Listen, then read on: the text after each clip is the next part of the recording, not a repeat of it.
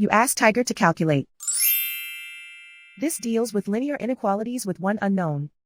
The final result is x smaller than 6. Let's solve it step by step. Group all constants on the right side of the inequality. Subtract 4 from both sides.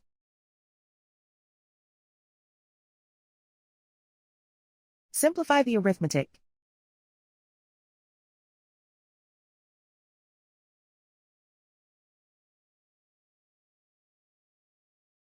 Isolate the x. Divide both sides by 6.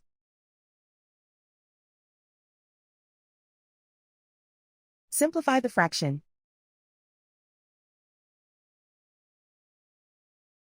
Find the greatest common factor of the numerator and denominator.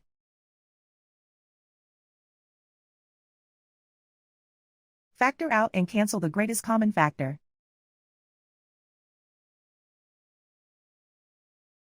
Plot the solution on a coordinate grid. And so the final result is x smaller than 6.